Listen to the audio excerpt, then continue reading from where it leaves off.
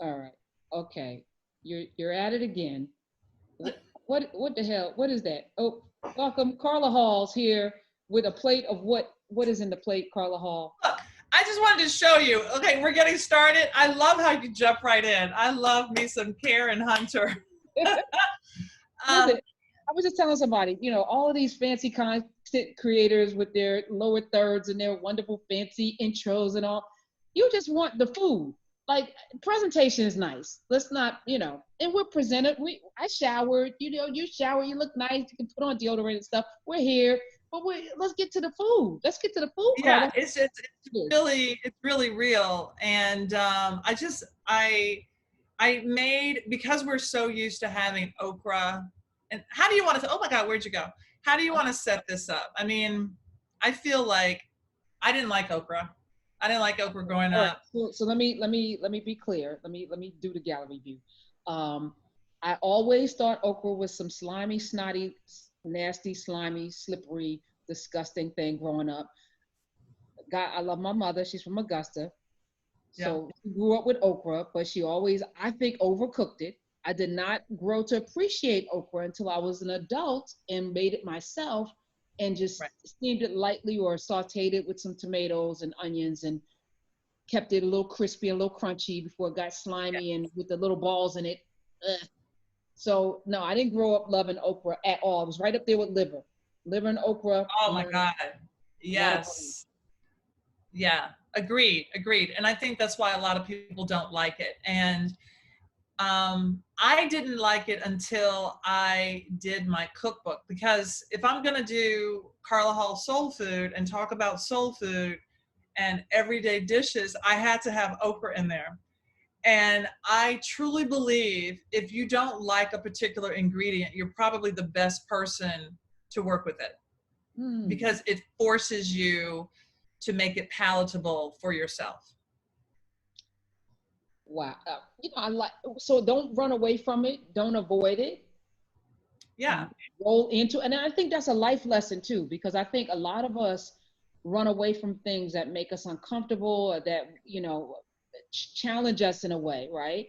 Mm-hmm. Instead of conquering that thing that we don't like that makes us uncomfortable, whether it's, a book, whether it's reading or weight loss or something, we rather kind of like be in land of delusion or, bury our heads under the sand instead of rolling into it. That's really great advice. So we Right. should be cooking okra if we hated it growing up as a kid. Well, but the thing is, you have to ask yourself, why don't you like something? Right? You didn't like it because of the slime. You didn't even talk about the taste. You're like, oh, it was slimy, it was this, it was mucusy, it was blah. I mean, Yeah. and that's what okra is. I mean, it has that texture when you cook it a certain way. And so that was why I didn't like it either. I didn't think about what the taste was. I didn't think that it was an earthy taste, and when I had it crispy, not fried okra, not this whole thing fried, but when I've had it and it's julienne, like really fine strips, and then breaded with a light batter, I'm like, oh my God, this is great. So it was that I didn't like the slime. So when did you give me your bad okra experience as a kid, and then tell me when you rediscovered okra as an adult and made it delicious? All right, so bad okra experience, going to a meat and three, Nashville, Tennessee, and seeing on the table next to something that I like, probably macaroni and cheese and green beans, this slimy stuff with like bits of red, which were the tomatoes. I'm like, mm-mm, mm-mm. And then, you know how you decide what you want. You're going through the line and you're deciding what sides you want. Like, because I could never decide on the sides. So I didn't do meat and three. I just did four. I did four sides because I couldn't decide. And you're going through that line and you see them picking up that okra for somebody, and then those strings that are hanging off that smoke. I'm like, yeah, no, no, ma'am, I'm not having that. And then I would taste my dad's or my mom's. I'm like, it's not for me. It was a texture thing. I couldn't Right, do it. I right. really couldn't do it. So, and I mean, much like you, and I'm not saying that it was overcooked, um, but I didn't start to eat okra until I went through this whole process. Why don't I like it? I don't like it because it's slimy. Okay, what are the when is it slimy? Oh, it's slimy when it's stewed. It's slimy when it's cooked a long time. I'm like, okay, I won't do that. I'm not going to stew it. I'm not going to cook it for a long time. What are the other cooking methods that I can use? Oh, I can grill it. Oh, I can sear it in a pan. Oh, I can roast it in a really hot oven with olive oil and salt. Okay, so that's what I'm going to do. And I actually have 4 okra recipes in my cookbook. Okay, now bring that plate back up, please. Let me see that plate again. What is? Okay. Oops. Oh, that was a chicken meatloaf ball. Okay. All right. So what is in that? What is in that? Sure. So it's clean. Okay. I sauteed it. Oh, sorry. Am I eating? Chicken meatball. All right. Okay. All right. That's your. I sauteed it. Added some onions, a little bit of vinegar, and then I put in fresh tomato, because tomato and okra go together like peas and carrots, like peanut butter and jelly.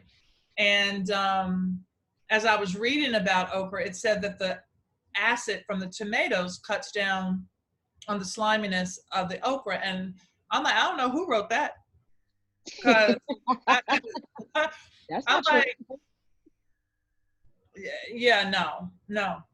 So I wanted to make more of a salad, like really quick saute, fresh tomatoes. So, and then olive oil, some vinegar, like apple cider or red wine vinegar. That's what I did. And then because I'm having these, because I'm like, I'm not going to eat a plate of okra. So I made these chicken meatloaf balls, which I was cooking with my mother the other day on Zoom. And I was like, this is the perfect thing because they're kind of rich, even though they're light, but they taste fatty. I said, this is the perfect thing because I want something light and crisp and acidic with something fatty. So how did you make the chicken meatballs? The chicken meatball balls. Sorry. Yeah, I call them meatloaf balls because my mother made such great meatloaf when I was a kid, and meatloaf is my favorite thing. Karen, when I tell you I've been to a restaurant and I've cried because I love the meatloaf so much. Okay. So meatloaf, if anybody knows me, they know that I love meatloaf. I love peas. And my mother used to always eat it. So or make it. And in my cookbook, I decided to do chicken meatloaf balls because she doesn't eat beef anymore. And I'm like, I want to give a food memory back to my mother that she gave to me. So I made it out of chicken.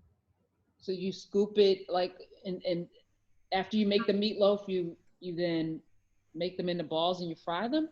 Right. So I did pan sear them. So before that, instead of bread, I use oatmeal and milk. And then I put all of my spices in there. So grated onion, grated garlic and thyme, some onion powder and cayenne pepper and salt. So I put all that in there. And then, not onion powder, I did fresh onion. And then I mix it with an egg. And then I mix it all together and I let it sit in the refrigerator for an hour. It's even better if it sits in the refrigerator for overnight, but you can do it in an hour. And then the oats and the milk and the chicken, they all sort of come together because it really is a soft mixture. And you don't get perfect round balls, right? They almost look like little crab cakes. Yeah, little salmon croquettes, my mother used to call them. Little croquettes. They're like little croquettes. Exactly. So my sister came over the other day and I made these and I seared them in a pan and I finished them in the oven or the air fryer. She comes over, she's like, oh, I'm eating vegan and she didn't have that voice, but in my head she had that voice. That vegan and I don't have anything against vegans, but she's a flexitarian, but she manages her cholesterol through diet. So I have these meatballs. I'm like, I'm sorry, I didn't have time to make another version for you. And she's like, that's okay, I won't have any. She took one. Who is eating the whole platter? She's like, oh, this is enough to make me like turn back to chicken. Oh,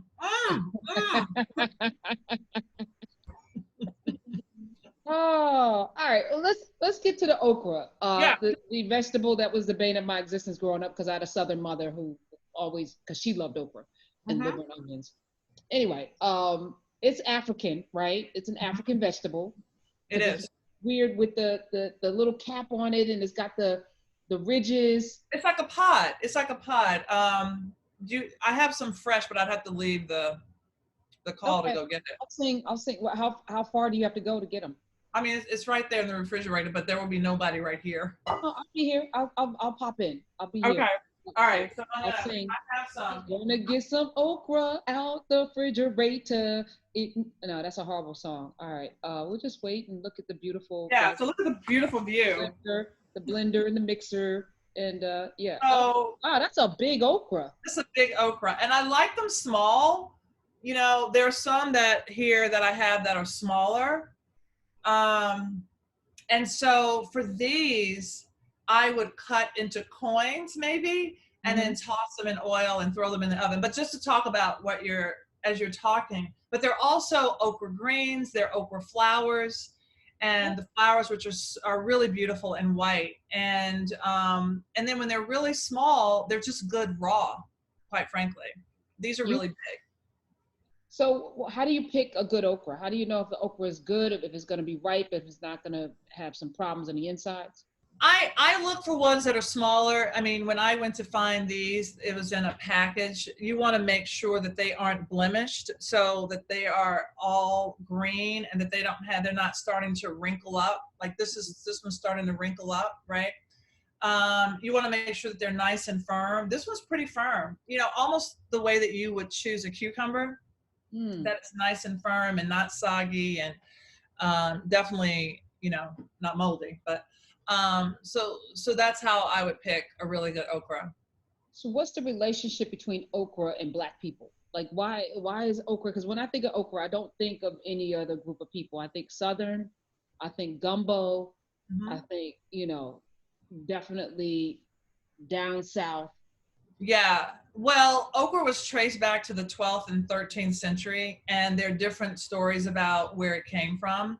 It could be Africa, which most people connected to, China. If you look in Indian food, they use a lot of okra as well. And even going through Brazil, because think about who was colonized, right? Portuguese, right? So I hear these stories, and people debate these stories about when during the slave trade, when the enslaved were coming over, they grabbed okra seeds and the ladies braided the seeds into their hair. And I've heard Michael Twitty tell these stories too. And it makes sense. I mean, if you're going to a new land. Rice was braided in for sure. Right. I mean, to have the foresight or the wherewithal, you're being snatched up, chained, brutalized, put into a hold of a ship. But to have the foresight that we're going to have to eat wherever we're going. We don't know where we're going. We don't know what's going to happen when we get there. But let me make sure I have some seeds so that we can eat. Right, right. I mean, think about it. Have you ever traveled and you had a favorite thing and you travel with it? We were talking about biscuits last week and how I travel with my kit, how there's certain things that I want when I get there. And I will travel with those things because it's about comfort and it's about having a sense of home. Connection to home. Wow. Yeah. So I think that's why you see okra in the South, and okra is 90% water, and that slimy part, that mucousy part is contains a lot of fiber. So there's a lot of fiber in okra. So it's also one of those things that will sustain people, you know, if they don't have enough to eat. I mean, to take okra pods, it would be filling, and then you would have it with some kind of a mash or a mush, or let's say cassava or cornmeal, or, you know, so it was filling, but it's also very healthy. Nutrition, you know, we talked about it with watermelon, you know, all of these things that have stigmas. Now, okra doesn't have a stigma outside the sliminess. No. So we can eat that freely. We can eat that freely. But the funny thing is, when we think about okra and it comes from an Igbo word, like a Nigerian word, but also it was the connection to okra and gumbo. So we think of gumbo as the dish, but not okra. Whereas, way back in the day, okra was the gumbo. And so now it's become a dish that is made with okra and all of these other things. Okra was the gumbo. Yeah, it's like okra is gumbo. There was a connection to okra being called gumbo, and I'm going to check on that. But yeah, which is very interesting how, and I've heard, folks talk about that synonymously, because there's the sassafras that you put in gumbo as a thickener. And then there's the okra gumbo, which is used as a thickener because they want that slime, because that pulls everything together. I mean, think about cornstarch. Like, what is it? Cornstarch is another kind of a slime. I mean, it's water and starch, and you mix it together to make a slurry, and that's what they use in a lot of Asian countries to thicken things. And okra is kind of that same thing, that same thickener for sauces. When you first discovered, and talk a little bit about you going back into cooking okra after not liking it as a child, because you won't be defeated, because I know how you are. Stubborn. Not gonna be taken down by this little tiny vegetable. Do you remember the first dish you cooked, and was it a success? The first thing that I cooked, and I knew that I wanted to do a version of stewed okra and tomatoes, because I knew how important it was in soul food. And I had seen it growing up. My dad made it, my grandmother's made it. My mother didn't eat it because she didn't really like vegetables, or that she's at a texture thing. I'm like, yes. But I said, I want to do a version of stewed tomato and okra. And so what I did was to make a really brothy soup, a tomato soup. I started out with onions and garlic, and then I sauteed those. I added thyme and water, just water, and then canned tomatoes. Okay, so I have this brothy soup going on. That's really, really brothy, and not chicken stock, because I really wanted to just keep the flavors really clean. And then I took okra and put the oven on 450 degrees, tossed the okra in olive oil, salt and pepper into a really hot oven on a sheet pan. And I heated my sheet pan first, so that when the okra hit the sheet pan, it's like a hot skillet, but passive cooking. Put that in there and actually cook the okra until it was really dark, because there's flavor in the brown. And I kid you not, Karen. So I have this okra, and I'm doing all of the way that I work with the cookbook. I have an idea and I'm playing with it, and it's not really a developed recipe yet. And I had this soup, I had the brothy soup, and then I had these charred pieces of okra on a plate, and I'm looking at it, and I know I'm gonna like the base of the soup, right? And then I put only 3 pieces of that charred okra in my brothy soup. And it just permeated the soup, and it was still crispy. And I was like, wow. I mean, it was so good. It really was. I was like, this tells me how I want this cookbook to be.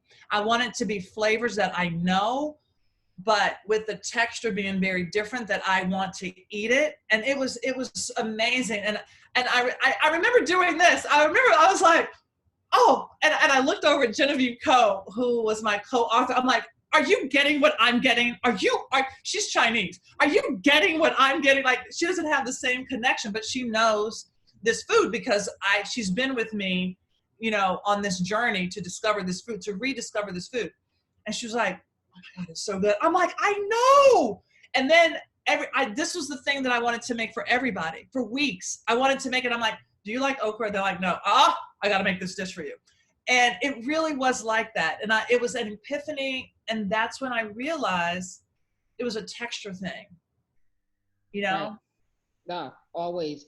We're talking about Carla Hall's soul food, and we're on this soul food journey with Carla Hall, who is a culinary anthropologist, rediscovering and excavating our culture through food. And I love this. Talk a little bit, because we haven't talked about Genevieve Coe, and it's interesting for those people out there, because there's a lot of chefs, a lot of home cooks, a lot of folks that want to be in this space or are in this space.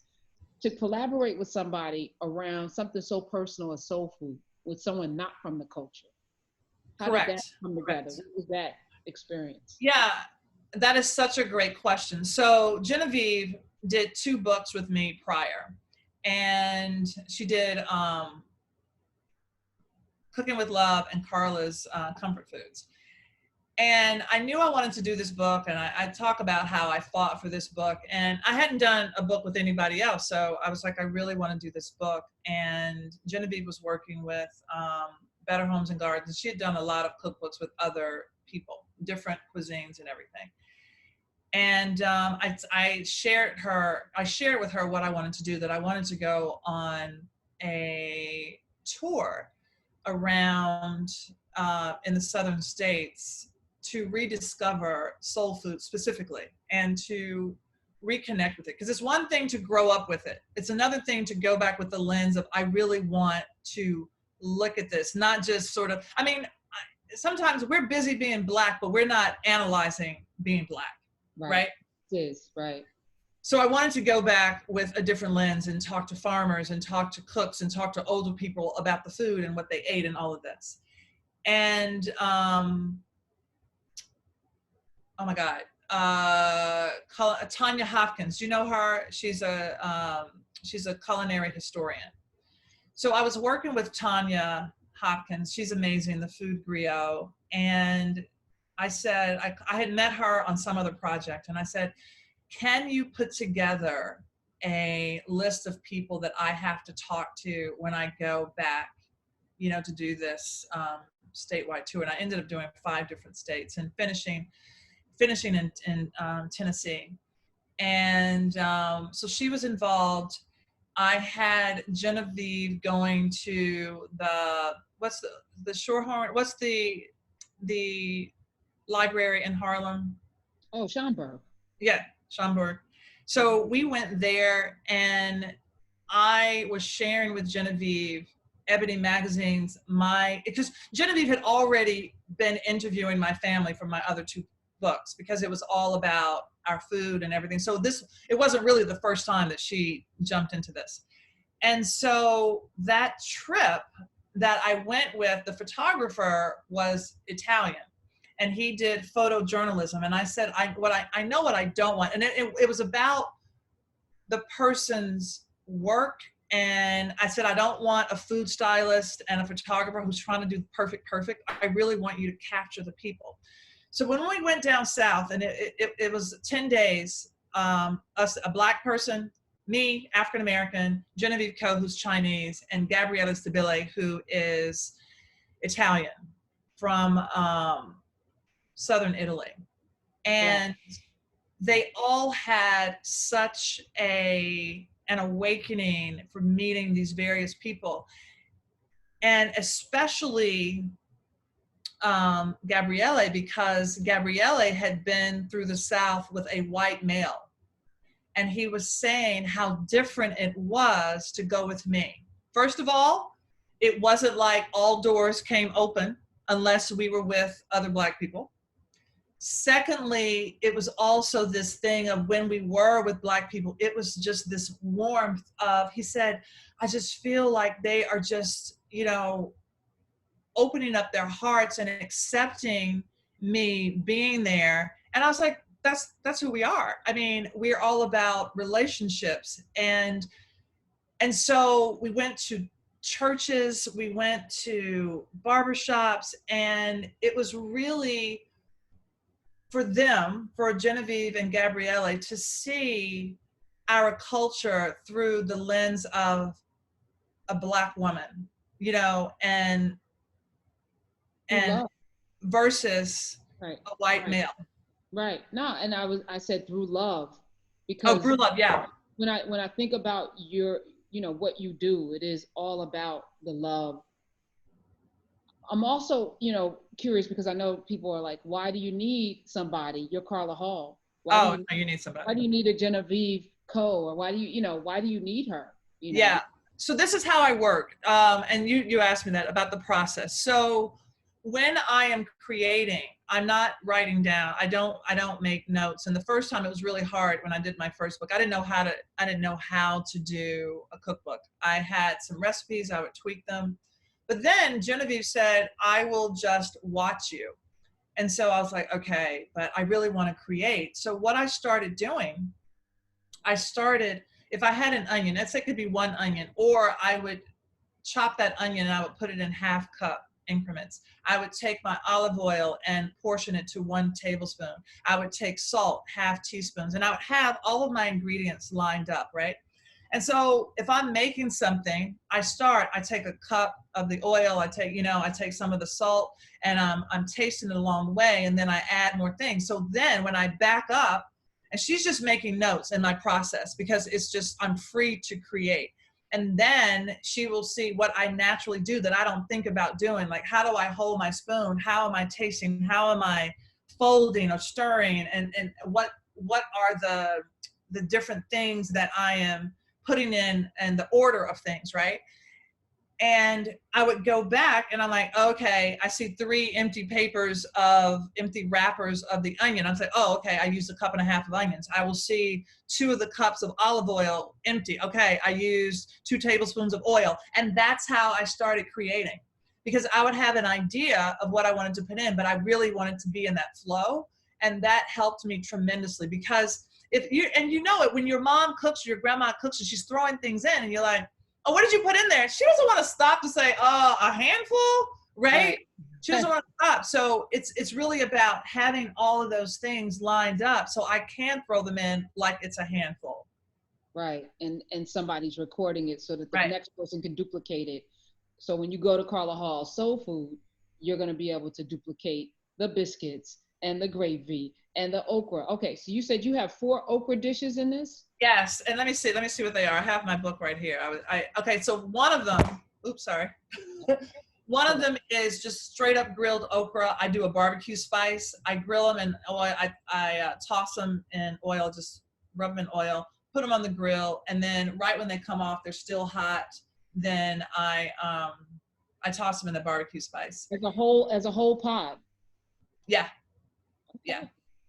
And then I slice them really thin like I did here, and I saute them, and I may add corn or something like that, do a quick little hash. And then I've done the rounds like I talked to you about with that soup. And let me see, there's one other one in there, I think. And let me look for it like this. Yeah. Even the cover is joy, it's pure joy, you know. And let me tell you, this cover, oh, I just have 3. It's only 3. So those 3. Okay. The cover, we didn't even plan. I'm telling you, I only had the clothes that were in my bag. I didn't have somebody doing my makeup. I didn't have somebody doing my hair. It was really just, because we didn't even know we were going to shoot this. So we were in Nashville. We had borrowed a kitchen, and I was going to do my thing, my creative thing, and think about all of the people that I'd met, and just basically think about the inspiration that I had gathered on this trip and all the conversations that I had.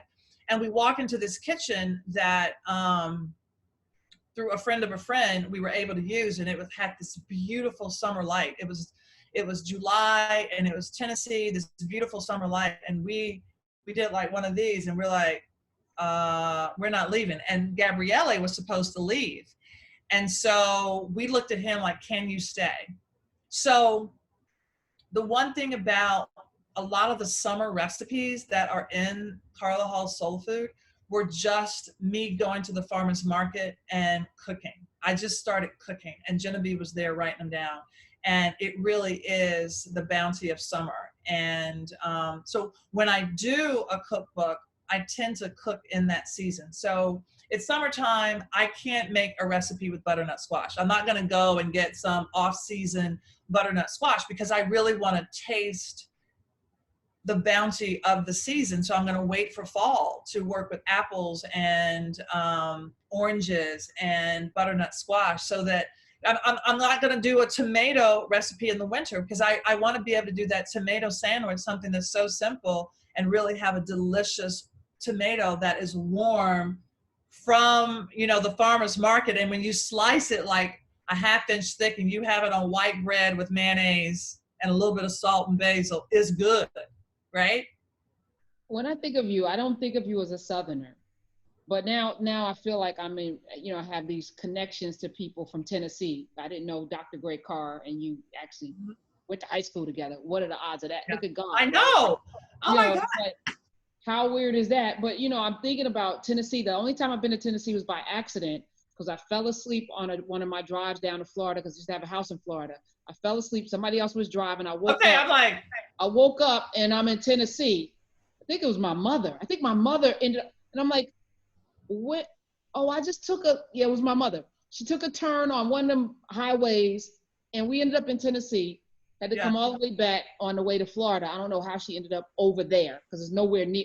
Anyway, I don't know anything about Tennessee. So tell me about growing up in Tennessee and, what does it mean to be from Tennessee in terms of because it's different than South Carolina. It's different than Georgia. It doesn't have the same feel as North Carolina or the DC area, which is south, but not really as north-south, coming from Florida or Texas even, completely different. What is Tennessee? Louisiana. We know what that is. Right. I'm so glad that you talk about all of these southern states and especially being with their differences. I mean, even the food is different. Even, we like tangy food, like tangy greens versus sweet greens, right? We like, well, I don't like sweet cornbread.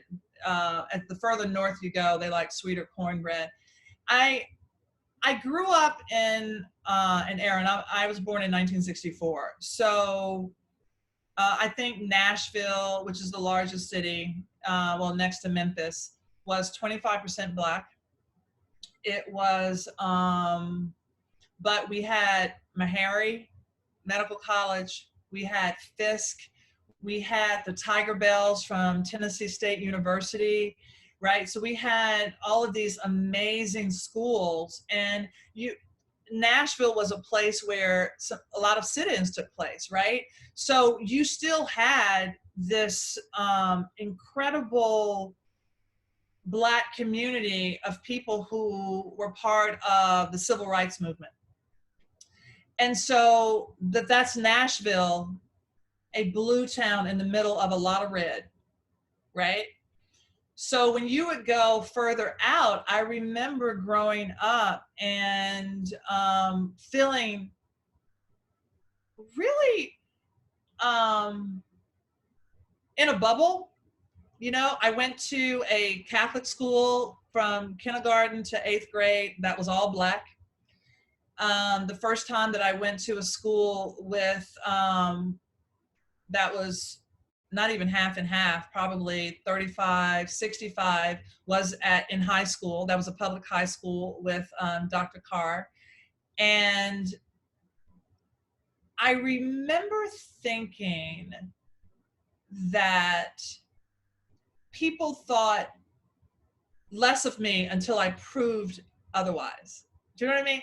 It was, and I don't know if you're talking about like what Nashville is like and what the sites are like, but growing up there with all of this different music, oh my gosh, there's so much music in Nashville. And what a lot of people don't realize is that Nashville was a second-tier city to some of these other big music cities. I mean, Michael Jackson had recorded there. I mean, there are a lot of people. You have the blues there. There are a lot of people who have recorded in Nashville outside of country music because you have a lot of musicians. You have a lot of recording houses there.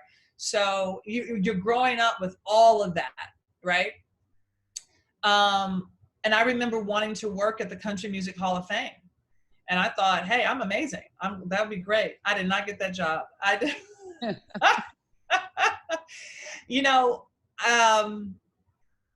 It's interesting, but you had so many progressive Black people there, so many professionals. I mean, think about Meharry Hospital. My grandfather graduated from Meharry Hospital as a doctor in 1926. You have so many people who are professionals. You have the Bible publishing industry there, right? And think about all of these ministers and think about the AME churches. And so all of that was part of my growing up, even though we were went to a Presbyterian church. And feeling less than to prove to white people, like who did you feel you had to prove yourself to? Because growing up in New Jersey, I never felt less than. In East Orange was all black. Even my Catholic school, mostly black. you know um College is when the first time I got around. I think there were 57 blacks in my freshman class, or in the entire school, because I counted Yeah. them at Drew University. And that was the first time I was like, oh, they on some bull crap. But I never felt less than. I was like, oh, they on, I'm gonna have to teach them some things. Y'all having slave sales? Oh, we about to protest. Oh, okay. That was, when you start to, but I never felt less than, because I never had the juxtaposition. Right, right. Well, growing up, and I remember going to a summer camp. I was about, I want to say 10 or 11, and my sister and I were sweeping. We were like in there sweeping, and I was like, and I remember thinking, are we sweeping because we're black? Right. I mean, I remember thinking that no other kid was sweeping. And it was like one of those, I don't even know why I remember this. It was one of those concrete floors, the raw concrete that never gets, that's always going to be dusty. Right. And I remember thinking, are we sweeping because we're black? Even though I went to a black school, it was really around then, and then after 12 when we moved to a white neighborhood. And I remember being called a nigger, and I was like, wait, what? Right? Because before that we went to a black church, I went to a black school. My school was near Meharry, so I would go to Meharry where my grandmother was. I would go to Lebanon, Tennessee. Granted, that was mixed, but my grandparents were prominent citizens in Lebanon, Tennessee. So I was aware of being black, and I think more than anything, just of being aware of being black and feeling like people are questioning or making assumptions about you that you didn't feel were true. And I don't know if that's less than, but I remember feeling that the first time. No, I'm sorry. Go ahead. The first time that I went to Washington, D.C., and I saw mostly black people, I kid you not, I was like this. I mean, I was at Howard. I'm like, oh my God, there are a lot of black people here. I was like, wow, look. It was really amazing. And to go to a university where you are the majority was really, really special. So if you grew up in that, like, you look at all these people and you're like, oh, wow, right? No, that was amazing. What was your second choice? Actually, Howard was not my first choice. The universe put me there. I was going to go to a freaking white school, Boston University I was going to go to Boston University to do theater. Oh, look at that. I'm glad the universe put you in Howard, because the thing about you that I think is so special is that you're able to transcend, right? And I think it's important. I want to live in a world where none of this matters, where we can enjoy one another and our differences and love each other and appreciate and incorporate and adopt. And you're like a bridge in many ways. Your personality allows people to really vibe with you, for you to be able to share the culture, to share food, share the culture through food. I think brings a lot of people together. And that's why I really love, not just because of who you are, but I love that about you, because it's not something that I have in my personality. So I appreciate it when I see it play out. I'm like, that's wonderful. I mean, it's so funny that you say that, but because most people will assume, oh, joy, happy, joy, that I don't have those hard conversations. And because I have been through this journey, and because of people like Dr. Jessica B. Harris, and who has taught me the history of our food, and that I can feel that pride, I can go in and I can be really happy and have a very honest conversation with somebody about being Black. I was able with this book, with Carla Hall Soul Food on my book tour, I was able to go into a room where maybe there were, 100 white people and maybe 10 Black people, and say, I want to share my history with you all. And I want to tell you, when I ask people, what's the difference between Southern food and soul food? And in my book, it says Black cooks, and I will own that. And I own that. I love it so much. I love being Black. I just, and I know that sounds really crazy, but I love everything about it. And I don't want to be anybody else. And in this lifetime, I'm in this body, and I'm here for everything about it. And so when people would say to me, well, my grandmother ate greens and smothered pork chops, and this person is white. And I said, okay. I said, but she was probably European. And if you go back there now, do you see smothered pork chops? Do you see the greens like we're cooking them here? Do you see okra and tomatoes? And I said, if somebody from Senegal or Nigeria or Ghana, if they came here, they would see some semblance of connection to this food, because that's where it comes from, us. So it was just, and I could have that conversation, and I could be very happy about it and very proud and very excited. And then what did they say? They're like, okay. I said, now, if it's about charcroute, some other kind of cabbage, a boudin, if it's about, I don't know, all these other things. And I'm not saying that we didn't come together to create things, but when you talk about this low country food and all of the things that came out of this experience, then you're welcome, because you gotta give us credit for that. And we have to also, which we leave out, we have to give credit to the Native Indigenous for corn and all of this, because Blacks, African Americans, and the Native Indigenous, we were working together to create, right? So it's all of that, and I'm very excited. Yeah, we were creating people and food, and in many cases, we won't get into Oklahoma. That's another story for another day. But oh, girl, yes, yes. Yeah, no, but it's complicated, and that's the thing. We're a sum total of everything, and so we embrace it all and learn from it, because if we're going to get to the next place, we're going to have to carry that with us, right? Flaws and all.